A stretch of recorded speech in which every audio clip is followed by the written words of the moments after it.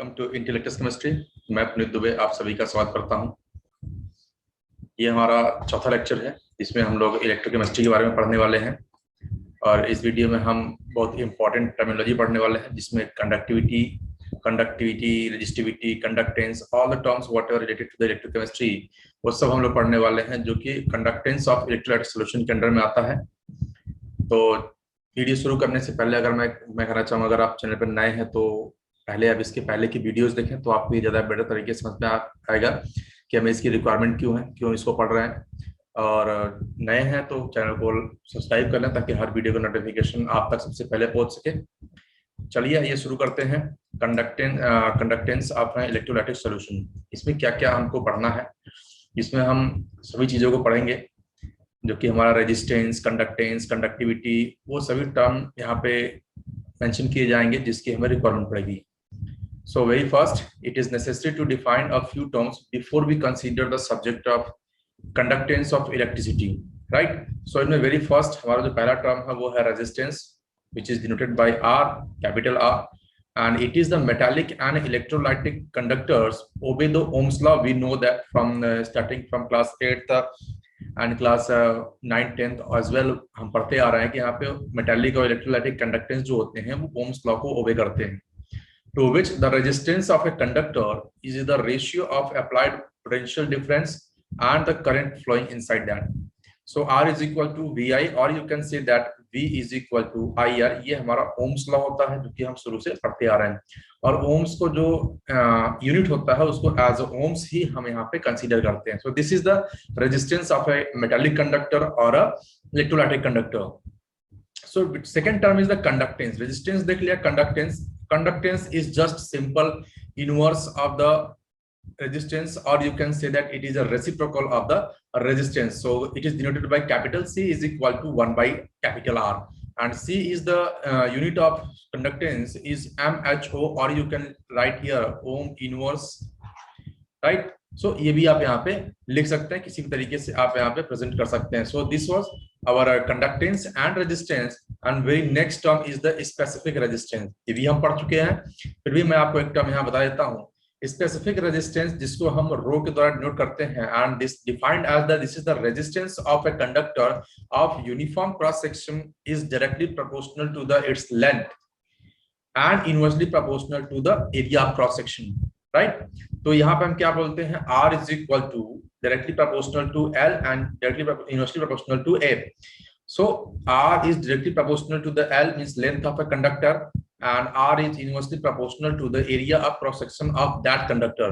When we combining these two relationship number 1 and relation number 2, we will get here R is directly proportional to the L by A.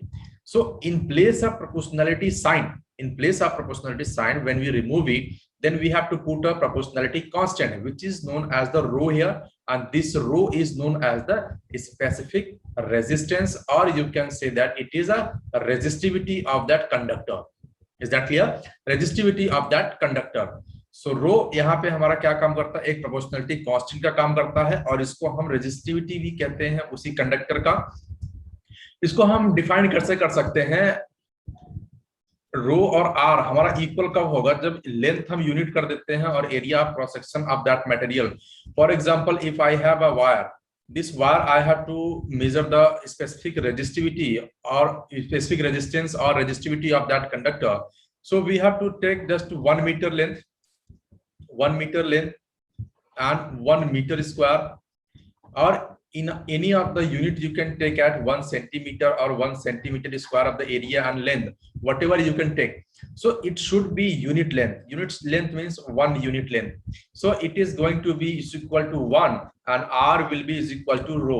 So resistance of that conductor which having the length, unit length, and area cross section is unit also, that resistance is equal to the resistivity of that conductor. Clear है? यहाँ पे हम इस तरीके से इसको define कर सकते हैं, और इसका जो यूनिट होता है वो क्या होता है, ओम सेंटीमीटर होता है, ओम सेंटीमीटर. क्लियर है? ये भी क्लियर होगा. So resistance of a conductor of unit length and unit cross section area is known as the resistivity, और you can say that specific resistance of that conductor. Clear है? चलिए आइए next हम देखते हैं यहाँ पे स्पेसिफिक कंडक्टेंस क्या होता है। अब स्पेसिफिक रेजिस्टेंस हमको मिल गया, सेम एज कंडक्टेंस के हम just it is the inversely proportional और the reciprocal of the specific resistance is known as the specific conductance. It is defined, it is denoted by the K. This K is termed as kappa. This is termed as kappa. याद रखना है आपको. And the above definition applied to a metallic conductors and electrolytes only. And the electrolytes, and in the case of the solution of electrolytes, in the case of solution of electrolytes, the resistance offered by the solution to the flow of the current is, वो क्या होता है वहां पे resistance जो, ये तो हमने किसके लिए बात कर लिया, एक मेटालिक वायर के लिए बात कर ली, तो यहाँ पे स्पेसिफिक कंडक्टेंस हम रेजिस्टेंस के रेसिप्रोकल में बता देते हैं। लेकिन जब हम इलेक्ट्रोलाइटिक सॉल्यूशन देते हैं, क्या देते हैं, इलेक्ट्रोलाइटिक सॉल्यूशन, वहां पे जो रेजिस्टेंस हमारा जो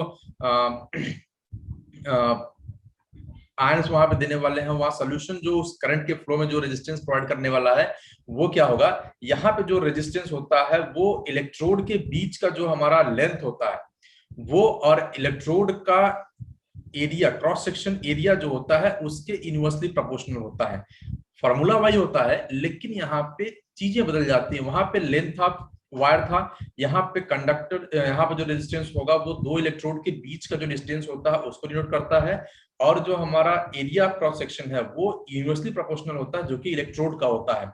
So directly proportional to the distance between the electrodes and inversely proportional to the area of cross section of the electrode. So again we are going to combine this relationship and we are getting here R is directly proportional to L by A, or you can say that R is equal to rho into L by A. ठीक, same as हम वहां पर निकाल सकते हैं। सो conductor की हम यहाँ बात करते हैं, कंडक्टर हमारा जो होता है रेजिस्टेंस का रेसिप्रोकल होता है, तो C is equal to A upon rho L कर देंगे तो ये हमको आसानी से मिल जाता है। तो हम यहाँ पे, ये हमारा किसके लिए हो गया, मेटालिक कंडक्टर्स के लिए और इलेक्ट्रोलाइट्स के लिए। और इलेक्ट्रोलाइटिक सॉल्यूशन की बात करते हैं, जब हम इलेक्ट्रोलाइटिक सॉल्यूशन की बात करते हैं तब हम वहां पे इस तरीके से डिफाइन कर देंगे इसको कि यहाँ पे लेंथ के इक्वल होता है, यहाँ पे length between the two electrodes. For example this is the electrolytic solution, यहाँ पे मैंने टू इलेक्ट्रोड लगा दिया और इसके बीच का जो लेंथ होता है वो L होता है, और what ever the area of cross section of this electrode this should be A। Then हम इस फॉर्मूले को यहाँ पे पुट अप कर देते हैं। तो इस तरीके से हम यहाँ पे क्या करते हैं, स्पेसिफिक कंडक्टेंस, और उसको हम मेटालिक के लिए और इलेक्ट्रोलाइटिक सॉल्यूशन दोनों के लिए कैसे करते हैं वो भी हमने यहाँ पे डिफाइन कर ली है। चलिए आइए देखते हैं नेक्स्ट हमारा क्या है, उसी को हम डिफाइन करेंगे यहाँ पे फिर से, उसी इलेक्ट्रोड के बीच का जो कंसंट्रेशन होता है, जो टर्म होता है। सो 1 by rho will be is equal to K. This is the specific conductance, this is the specific resistance or resistivity. So this will be just reciprocal of that one. So in place of rho, you can write here K is equal to CL upon A. क्योंकि यहाँ पे हम रो की जगह पे R भी रखेंगे, R के टर्म में, R को हम C के टर्म में रिप्लेस कर रहे हैं, तो यहाँ पे हम आसानी से उसको कन्वर्ट कर सकते हैं। So if length L is equal to 1 centimeter and area will be also 1 centimeter square, then K will be what? K will be is equal to the C. So यहाँ पे स्पेसिफिक कंडक्टेंस को हम define कर सकते हैं। Specific conductance और the conductivity of a solution is defined as the conductance of 1 centimeter cube of the solution of the electrolyte is known as the specific conductivity of the unit length between the electrodes and unit cross section of that electrode area. अब unit of specific conductance का जो unit होता है वो क्या होता है, specific conductance का यूनिट होगा ओम इनवर्स, सेंटीमीटर इनवर्स, और you can see that Simon centimetre inverse. This Simon is for S is equal to 1 by ohm, or you can say that ohm inverse। इसके लिए हम Simon term use करते हैं। Is that clear? आइए next हमारा जो term है वो है cell constant. What is it?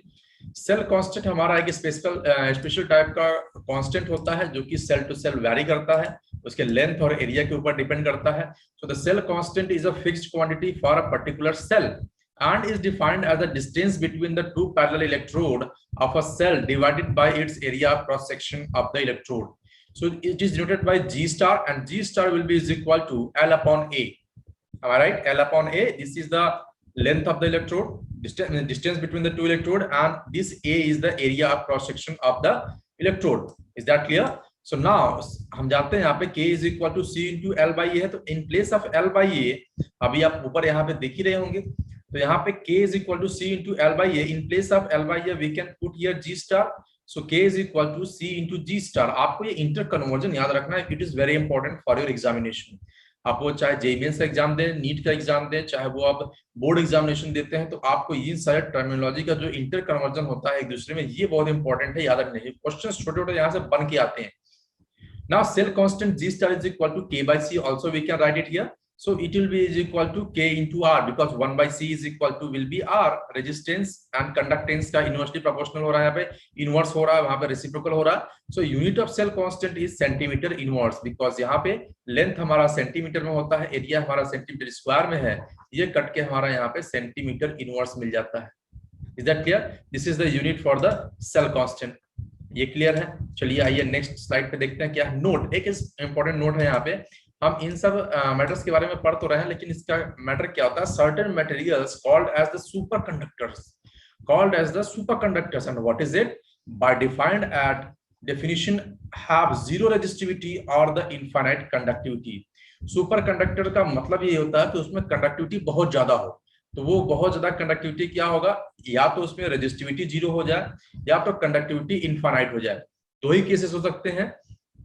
And very earlier, बहुत पहले की बात कर रहा हूं, only metals and their alloys at very low temperature says 0 to 15 Kelvin, it is such a lower temperature.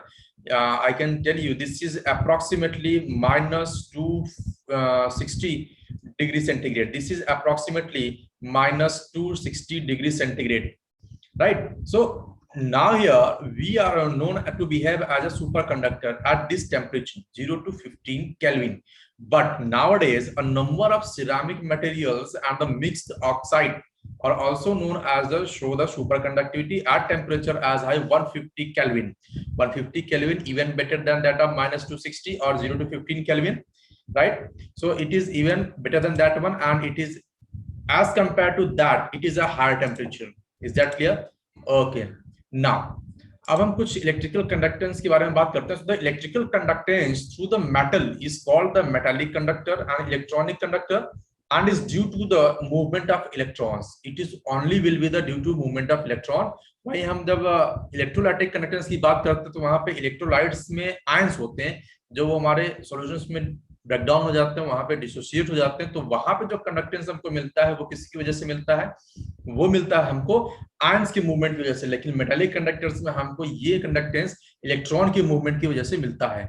So the nature and the structure of the metal, जो conductance हमारा electronic conductance होता है वो किन किन पॉइंट्स पे depend करता है, किन किन पार्टिकल पे डिपेंड करता है, किन किन कंडीशंस पे डिपेंड करता है, वो देख लेते हैं। So the nature and the structure of the metal, किस तरह का मेटल है ये, इजीली इलेक्ट्रॉन देगा नहीं देगा, कितने नंबर ऑफ इलेक्ट्रॉन्स प्रेजेंट होते हैं उस पर डिपेंड करता है। नंबर ऑफ वैलेंस इलेक्ट्रॉन पर एटम, उसके वैलेंस इलेक्ट्रॉन आउटर ऑर्बिटल में कितने इलेक्ट्रॉन प्रेजेंट है इस पे भी डिपेंड करता है। As well as temperature, it decreases with increase of the temperature. ये हम मेटालिक कंडक्टर की बात कर रहे हैं। मेटालिक कंडक्टर में टेम्परेचर इंक्रीज करने पे कंडक्टेंस घटती जाती है। क्लियर? सो यहाँ पे एक रिलेशनशिप आप लिख सकते हैं, temperature is inversely proportional to the conductance. ये रिलेशनशिप आपको एग्जामिनेशंस में बहुत हेल्प करेगा क्योंकि वहां पे ग्राफ बन के आता है कंडक्टर और टेम्परेचर के बीच में। हाई टेम्परेचर पे हमको हमेशा कंडक्टेंस लो दिखानी होती है, तो ये फॉर्मूला भी आप यूज कर सकते हैं, ये रिलेशनशिप भी आप याद रखिएगा। It will be very helpful for your examination. Now one more point is here, the conductance of the electricity by the ions present in the solution is called the electrolytic solution, or electrolytic conductance, or you can say that ionic conductance. Very good. Now the conductivity of electrolytic or the ionic solution, it depends on किन points पे depend करता है। Very first, nature of the electrolyte added, किस तरह का आप electrolyte add कर रहे हैं। It will be strong electrolyte, weak electrolyte, number of ions will present there, it will complete dissociate or weak partial dissociate, that all the points is going to be mentioned here. Size of the ions produced and their solvation, size of the ions produced and their solvation, smaller will be the size, solvation will be high. तो solvation का हमारा जो relationship होता है, solvation is inversely proportional to the size of the ion, size of ions। अब यहाँ पे solvation अगर ज्यादा होता है तो movement कम होगी, solvation कम होता है तो movement ज्यादा होगा, तो यहाँ पे भी हम उसको कोरिलेट कर सकते हैं। So the number of the solvent, sorry the nature of the solvent and its viscosity, nature of the solvent and its viscosity, किस तरह का हम सॉल्वेंट यूज कर रहे हैं, that is also very important. And viscosity is directly inversely proportional to the conductance. One more relationship I can put it here, viscosity is inversely proportional to the conductance। उस solvent का viscosity ज्यादा होगा तो उसका conductance कम होगा, क्योंकि वहां पे viscous force opposite to the movement of the ions work करेगा और उसको वहां पे हिंडर्ड क्रिएट करेगा। सो विस्कोसिटी और सॉल्वेशन का पॉइंट याद रखिएगा। नेक्स्ट है concentration of the electrolyte, concentration ज्यादा होगा, नंबर ऑफ आयंस ज्यादा होंगे, इट की मूवमेंट ज्यादा होगी। नेक्स्ट हम बात करते हैं टेम्परेचर की। तो यहाँ पे हम मेटालिक कंडक्टर में हमने देखा कि टेम्परेचर बढ़ाने के साथ साथ हमारा जो कंडक्टेंस होता है वो लो हो जाता है, धीरे धीरे कम हो जाता है। लेकिन यहाँ पे क्या होता है, टेम्परेचर बढ़ाने के साथ साथ इसकी कंडक्टेंस बढ़ती है। क्यों बढ़ती है? क्योंकि टेम्परेचर और विस्कोसिटी बहुत सारे फैक्टर यहाँ पे डिपेंड करता है। जैसे मैं विस्कोसिटी की बात करता हूं तो विस्कोसिटी हमारा जो है टेम्परेचर के इनवर्सली प्रोपोर्शनल होता है, राइट। टेम्परेचर बढ़ेगा, विस्कोसिटी घटेगी, विस्कोसिटी घटेगा तो हमारा कंडक्टिविटी बढ़ेगा, क्योंकि विस्कोसिटी हमारा जो है कंडक्टेंस के इनवर्सली प्रोपोर्शनल होता है। तो यहाँ पे टेम्परेचर बढ़ने के साथ साथ हमारा क्या होता है, कंडक्टेंस बढ़ जाता है। आप इन सारे रिलेशनशिप्स को याद रखेंगे, ये बहुत इंपॉर्टेंट है, आपके एग्जामिनेशंस में आपको बहुत हेल्प करने वाले हैं। नाउ ये हमारे कुछ इंपॉर्टेंट टर्म्स थे जो खत्म हो गए। अब हम बात करते हैं measurement of conductivity of ionic solution.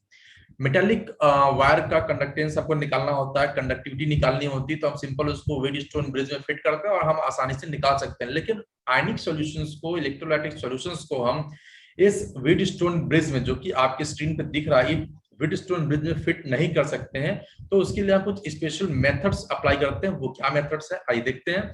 So the accurate measurement of an unknown resistance can be performed by Wheatstone bridge, and this is the structure of Wheatstone bridge, how we just organize the resistance, galvanometer, voltmeter and the battery जो भी हम वहां पे लगा रहे हैं वो सब वहां पे हम कैसे सेटअप तैयार करते हैं वो आपको फिगर से आइडिया मिल जाएगा। और Wheatstone ब्रिज में जब करंट जीरो तब होगा जब वहां पे जो हमारा गैल्वेनोमीटर है उसमें रीडिंग जीरो होनी चाहिए, पूरा सर्किट बैलेंस्ड होना चाहिए। तो यहाँ पे हम जो रिलेशनशिप देते हैं R2/R1 is equal to R4/R3, तो ये इसका ratio is equal to will be the ratio of this side, right. So however for measuring the resistance of an ionic solution, ionic solution के मेजरमेंट करने के लिए दो प्रॉब्लम आती है हमारे पास, और वो दो प्रॉब्लम कौन कौन सी हैं आइए हम देखते हैं उन दो प्रॉब्लम्स को। उसको मेजरमेंट करने में हमारे पास दो समस्याएं आती हैं, और वो दो समस्याएं हैं यहाँ पे।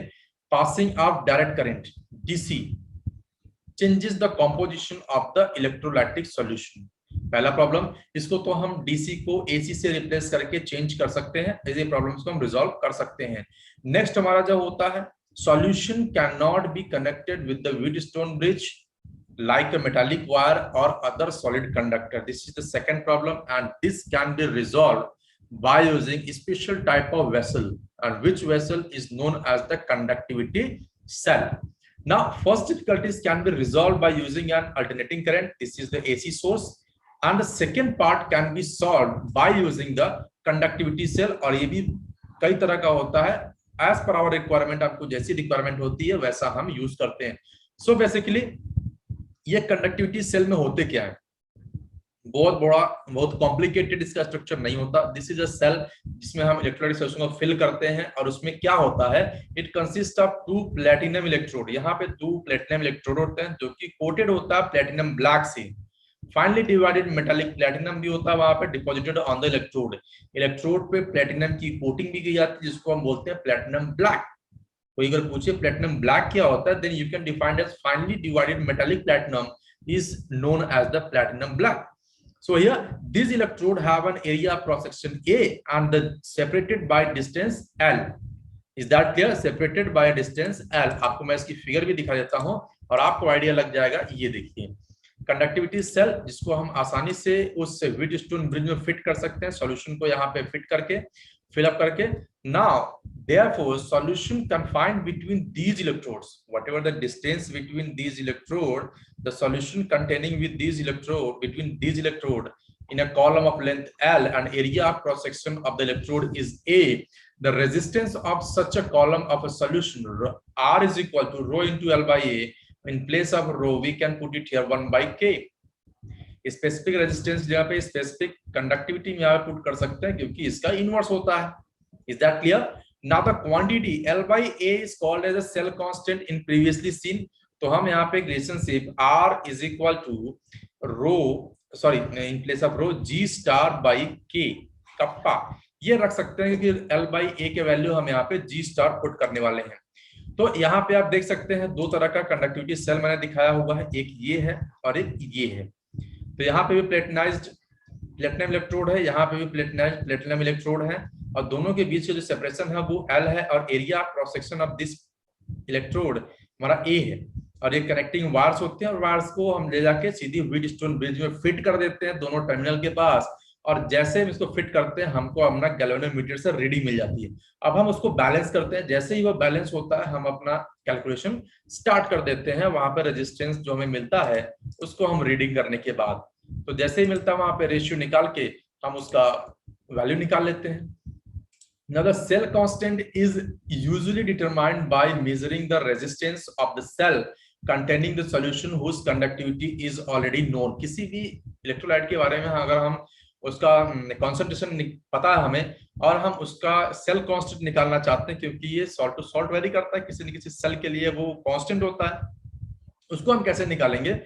उसके लिए हम दूसरा एक इलेक्ट्रोलाइट यूज करते हैं जिसका सेल कांस्टेंट हमको ऑलरेडी नोन होता है और वो हमारे लिए एक स्टैंडर्ड की तरह काम करता है, जिसके रिस्पेक्ट में हम अनदर अननोन सेल का उसका सेल कांस्टेंट कैलकुलेट करते हैं, उस कंडक्टेंस सॉल्यूशन का हम सेल कांस्टेंट मेजर करते हैं। So for this purpose, we generally use KCl solution, potassium chloride solution, whose conductivity is known accurately at various temperatures, varied concentration, right?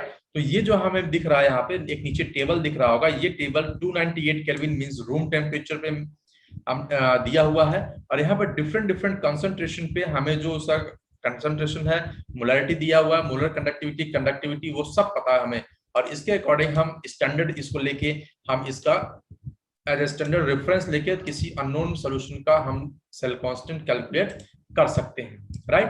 Once the cell constant is determined, एक बार cell constant निकल गया, now we can use it for the measuring the resistance और the conductivity of any of the solution.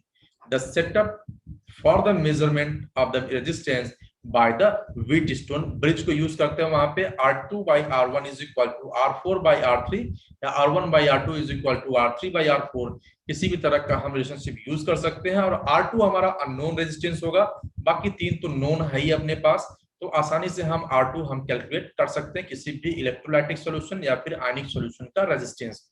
Is that clear? कोई भी doubt हो आप comment box में पूछ सकते हैं उसको, क्या डाउट हो रहा सर यहाँ पे कैसे हो रहा, तो आपके इसके लिए फ्री है, कमेंट बॉक्स खुला हुआ है, आप इसको आसानी से पूछ सकते हैं। The conductivity of a solution is given by the equation kappa is equal to cell constant by R। अभी हमने निकाला R is equal to G star by K, तो kappa is equal to cell constant by R is equal to G star by R, आराम से निकाल सकते हैं। And the conductivity of a solution and the conductivity of a solution of different electrolyte in the same solvent at a given temperature differs due to charge and size of the ions। अगर हम different electrolytes का same solvent में same temperature पे conductivity निकालना चाहते हैं, वो vary करेगा क्योंकि हर एक electrolyte में charge और हमारा जो size का of the ion है वो वैरी करता है, and in which the manner they dissociate and the concentration of the ions or easy with which the ions move under the potential gradient। कौन सा मैटर हो गया? Charge, size and the way of dissociation ये हो जाता है। और चौथा होता है उनका जो मूवमेंट होता है, movement of ions under the potential gradient, right? under the potential gradient, इस पे भी हमारा डिपेंड करता है उसका जो हमारा कंडक्टिविटी है। इसलिए हम क्या करते हैं कि सेम टेम्परेचर पे सेम सॉल्वेंट में किसी भी डिफरेंट इलेक्ट्रोलाइट्स का जो हमारा कंडक्टिविटी होता है वो डिफरेंट होता है, right? Now come to the next slide, and what is it? ना सम मोर फिजिकल क्वांटिटी हमारे पास है जिसको हम molar conductance, equivalent conductance, infinite resolution conductance, ये सब देख लेते हैं क्या होता है, इंपॉर्टेंट है इस चैप्टर के लिए। सो वेरी फर्स्ट पहला टर्म है हमारे पास मोलर कंडक्टेंस, जिसको हम डिनोट करते हैं लैम्डा एम से और म्यू से। दोनों में से किसी को भी डिनोट कर सकते हैं, एग्जामिनेशंस में किसी से भी पूछा जा सकता है। So it is defined as the product of the specific conductance means K or kappa and the volume capital V in ml in which the contains 1 mole of the electrolyte।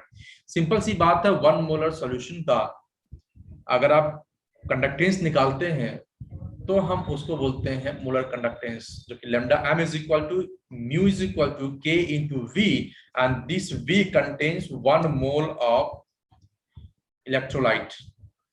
यही तो हमारा मोलरिटी होता है। 1 mole of electrolyte जिस भी volume में present होता है वो उसकी मोलरिटी जाती है 1 लीटर सॉल्यूशन में, तो ये हमारा हो जाता है। So lambda M will be is equal to K into 1000 by C is equal to K by C। ये आप रिलेशनशिप याद रखिएगा, इंपॉर्टेंट है। यहाँ पे V को हमने यहाँ पे 1000 कर दिया और यहाँ पे सीधे सीधे हम यहाँ पे निकाल सकते हैं, राइट।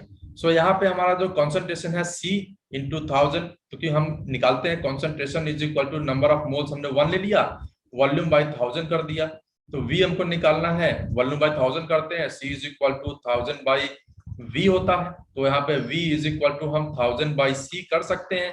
तो इसीलिए मैंने यहाँ पे रिलेशनशिप एक और डाल दिया। एग्जामिनेशंस में अक्सर हम यही रिलेशनशिप इस्तेमाल करते हैं। Is that clear? So K यहाँ पे जो हमारा स्पेसिफिक कंडक्टेंस है, यूनिट हमारा साइमन मीटर इनवर्स है, C हमारा कॉन्सेंट्रेशन है, मोल पर लीटर है, और मोल पर मीटर क्यूब है, मोल पर लीटर और मोलर।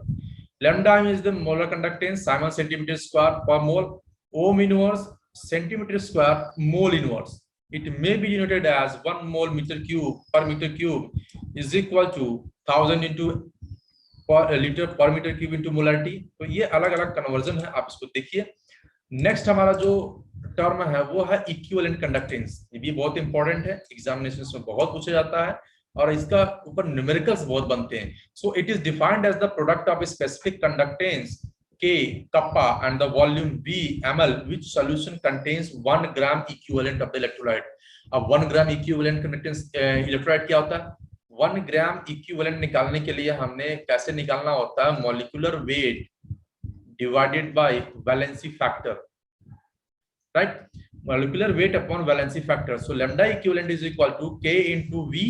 अब V को अगेन हम इसमें इस वॉल्यूम में 1 ग्राम इक्विवेलेंट वेट का हमारा जो इलेक्ट्रोलाइट होता है वो होना चाहिए। तो ये तो नॉर्मेलिटी का फॉर्मूला हो जाता है। Normality is equal to 1 gram equivalent upon V upon 1000 कर देते हैं, तो V is equal to 1000 by n। In place of that we can put it here lambda equivalent is equal to K into 1000 by n। Is that clear? बहुत simple है ये। So concentration of a solution is n gram equivalent per liter, then आप यहाँ पे normality लगा सकते हैं। Unit क्या होगा? ओम इनवर्स सेंटीमीटर स्क्वायर ग्राम पर इक्विवेलेंट और साइमन सेंटीमीटर स्क्वायर पर ग्राम इक्विवेलेंट। क्लियर है? बहुत सिंपल चीजें हैं, याद रखना है आपको। चलिए आइए नेक्स्ट हमारा relationship between the lambda equivalent and lambda m means equivalent conductance and molar conductance के बीच में। Lambda m K into 1000 by C, lambda equivalent is equal to K into 1000 by C, and generally हम जानते हैं normality जो होता है valency factor into molarity होता है। तो यहाँ पे normality is equal to n into m हो गया, तो lambda equivalent is equal to lambda m upon n, means valency factor से डिवाइड कर देते हैं तो हमको इक्विवेलेंट कंडक्टेंस मिल जाता है। लैम्डा इक्विवेलेंट हमको पता होता है तब की बात करते हैं। नाउ नेक्स्ट हमारा जो टर्म है, यहाँ तक किसी को डाउट होता है तो वो कमेंट बॉक्स में पूछ सकता है। नेक्स्ट हमारा जो है factors influencing the conductivity of electrolyte. किसी भी इलेक्ट्रोलाइट की कंडक्टिविटी में कौन कौन से फैक्टर्स उनको इन्फ्लुएंस कर सकते हैं, उनके बारे में जानना भी बहुत इंपॉर्टेंट है। Very first, inter ionic attraction. So here in inter ionic attraction between the solute is more than conductivity will be less. जब आपके सॉल्यूशन के अंदर डिफरेंट आयंस प्रेजेंट हैं, now let me change the color of the ions, then you can better understand। different ions हमारे पास, एक positive charge है, एक negative charge है, और इनके बीच में अगर इंटरेक्शन बढ़ेगा, इनके बीच में अगर इंटरेक्शन बढ़ता है तो क्या होता है? ये आपस में ही रिलेशनशिप बनाएंगे, ये आपस में ही जुड़े रहने की कोशिश करेंगे, और वहां पे क्या होगा? कंडक्टिविटी आपकी लेस हो जाती है, क्योंकि वहां पे उनको आगे जाने के लिए कोई एक्स्ट्रा फोर्स काम नहीं कर सकता, क्योंकि वो खुद बढ़ना नहीं चाहते, वो आपस में जुड़े रहते हैं, राइट। नेक्स्ट हमारा होता है polarity of the solvent. If solvent will be greater polarised then the ionisation and conductivity will be more. Polar solvent लेते हैं तो उसकी पोलैरिटी ज्यादा होती है, उसमें आयोनाइजेशन ज्यादा होता है, उसकी कंडक्टिविटी भी ज्यादा होगी। Viscosity of the medium, increasing the viscosity, conductivity will be less. Temperature, as the temperature of the electrolyte will increase, electrolyte solution increase, conductivity will increase. क्यों? क्योंकि kinetic energy of ions will be moved, right? पहला condition ये होता है kinetic energy, extra energy उनको बाहर से मिल जाता है। दूसरी बात होती है टेम्परेचर इंक्रीज करने पे हमारा जो अट्रैक्शन फोर्स होता है वो डिक्रीज होता है और विस्कोसिटी ऑफ मीडियम भी डिक्रीज होता है। सो टेम्परेचर जो हमारा होता है inversely proportional to the attractive forces and also the inversely proportional to the viscosity। ये तो हम पिछले स्लाइड में देखते हुए आ रहे हैं। विस्कोसिटी क्या होता है? विस्कोसिटी घटेगा, कंडक्टिविटी बढ़ेगा, अट्रैक्शन फोर्स घटेगा, कंडक्टिविटी बढ़ेगा, टेम्परेचर बढ़ता है, कंडक्टिविटी बढ़ जाती है। तो इन सारे टर्म्स को रिलेट करके पढ़ेंगे, ज्यादा आसानी से होगा और आपके एग्जामिनेशन में एक भी क्वेश्चन यहाँ से छूटने वाली नहीं है। सो याद रखिएगा इसको। नेक्स्ट हमारा जो होता है dilution. So the degree of ionisation increases with increase of dilution of the solution and the conductivity is increases due to increase in the number of ions। यहाँ पे डाइल्यूशन करने पे हमने टर्म दिया है कि डिग्री ऑफ आयोनाइजेशन, डाइल्यूशन बढ़ता है तो आयोनाइजेशन बढ़ता है। ये वीक इलेक्ट्रोलाइट कैसे होता है? क्योंकि वहां पे number of ions inside the solution बढ़ते हैं, ठीक है, जिसकी वजह से हम देखते हैं कि यहाँ पे हमारा कंडक्टेंस बढ़ेगा, कंडक्टिविटी बढ़ेगी ना। दूसरा होता है effect of dilution on specific conductance. Conductance तो बढ़ा, कंडक्टिविटी बढ़ी, so the specific conductance decreases with the increase of the dilution due to the presence of number of ions in 1 centimeter cube solution decreases। पहले हमारे पास 1 litre का solution था, हमने इसको 5 litre solution कर दिया। सॉल्ट तो उतना ही है, तो एक फिक्स्ड अमाउंट में 1 सेंटीमीटर क्यूब वॉल्यूम हम ले रहे हैं। 1 सेंटीमीटर क्यूब में पहले यहाँ पे हम 1 सेंटीमीटर क्यूब लेते हैं, अब 1 सेंटीमीटर क्यूब हम 5 लीटर वाले सॉल्यूशन से लेते हैं। तो इसमें क्या होता है, number of ions in particular that unit volume, number of ions decrease कर जाता है, जिसकी वजह से स्पेसिफिक कंडक्टेंस हमारी डिक्रीज करती है। Third, effect of dilution on the equivalent और the molar conductivity. So the equivalent और the molar conductivity increases with the dilution। This is due to the fact that degree of ionization increases with the dilution। यहाँ पे भी same thing है, molarity और molar equivalent conductance और equivalent conductance बढ़ेगा। Note, when the whole of the electrolyte has ionized, when the whole of the electrolyte is ionized, further addition of water bring a small change in the value of equivalent and molar conductance, and this stage is known as the infinite dilution। Means at infinite dilution we can assume that there is a 100% dissociation has been taken place। Is that clear? तो इस तरह का जो हम dilution करते हैं, जब complete dissociation होने के बाद फिर भी हम उसमें डाइल्यूशन बढ़ाते जाते हैं, तो बहुत ही स्मॉल चेंज आता है, और वो स्मॉल चेंज हमारा किस पे मेजर होता है? इनफाइनाइट डाइल्यूशन पे। Now the ratio of the equivalent conductivity to any dilution to the equivalent dilution at infinite dilution is called the conductivity ratio और the degree of dissociation. So degree of dissociation simple formula में आप इस तरह से define कर सकते हैं, alpha is equal to lambda upon lambda infinite. So this is the equivalent conductance at infinite dilution, and this is the equivalent conductance at any dilution, right? Now here another factor यहाँ पे pressure होता है। So conductivity of a solution is slightly changed with the change in the pressure due to the change in the viscosity of the medium। So the viscosity of the dilute solution decreases with increase the pressure, that is the equivalent conductivity increases। क्योंकि pressure बढ़ाने पे viscosity घटती है, इसलिए conductivity थोड़ी बढ़ जाती है। सिंपल सा फंडा यहाँ पे हमारा ये हो जाता है। चलिए आइए देखते हैं नेक्स्ट फैक्टर। Thank you. तो हमारे पास इतने ही फैक्टर थे जो कि हमने इंपॉर्टेंट टर्मिनोलॉजी के साथ हमने उसको देखा है। आई होप आपको वीडियो पसंद आई होगी। इलेक्ट्रोलाइट का ये one of the important segment था जो कि आपको जानना चाहिए। एग्जामिनेशंस में क्वेश्चंस बनते हैं यहाँ पे, नीट में, जेईई मेंस में, ट्रिपल ई में, और आपके बोर्ड एग्जामिनेशंस में पूछे जाते हैं। इसका इंटर कन्वर्जन पूछा जाता है, और आगे आप इसका बहुत सारा एप्लीकेशंस भी देखने वाले हैं जब हम न्यूमेरिकल्स के बारे में बात करते हैं इसकी, right. Thank you, have a nice day.